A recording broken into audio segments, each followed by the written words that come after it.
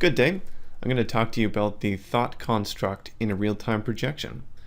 So you may have noticed that when you enter a real-time projection, you bring this crazy physical conditioning with you. So you have your biped body, you seem to be breathing or some other things that are unnecessary, and a lot of times it's going to limit your ability to do things because it makes your physical conditioning really intense. Well, it is physical conditioning and it intensifies the conditioning as a whole. And this is pretty obvious to me. I've been working away at this conditioning for a long time. I do it in the physical universe. I try to remove a lot of conditioning that's unnecessary, a lot of things that are held back or oppressed. And then I do this astrally. So I'm always trying to remove my arms and legs and stuff so I can propagate in a real-time projection more efficiently. Sometimes I do bring arms and legs into locale 2, but it's very rare. Locale 2 is pretty abstract, and for the most part, conditioning is not a problem there.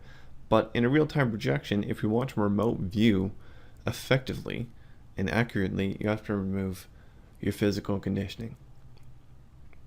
So that's what I do, and it's pretty obvious to me. A lot of people are aware of their bipedal figure in the astral world. They explain their experiences like they are a biped astrally. So they are aware of this, but they are usually unaware of how expensive this construct is. And what I mean by expensive is it's resource intensive, it takes energy to manifest and hold, and it also brings the conditioning, like I said. So the best thing to do is to remove that, and eventually you can remove the thought construct. So the thought construct is a bit more confusing. I've noticed that action is thought and vice versa in a locale 2 projection or higher, or not higher, but any other non-locale 1 or real-time projection. Everything you think about astrally is basically the action itself. It's that immediate, or they are just the same thing. And when you're in a real-time projection, a lot of times, but not every time, our actions have to come from thought first, kind of like in the physical universe where we have to think about everything first, and it's super sluggish, and it's also very tasking in the astral world. It's going to limit your ability to do things efficiently.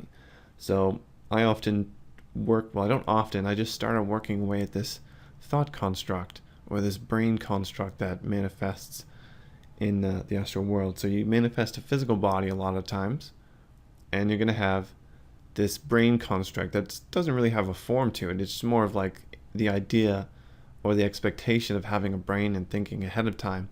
We're so used to thinking ahead of time and logically assessing things for our survival in the physical universe.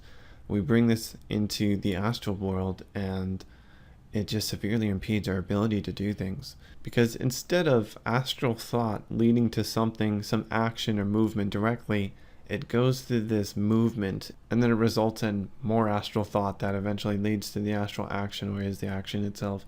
It's just an unnecessary medium, and it's certainly something to think about physically. And that's it. See you later.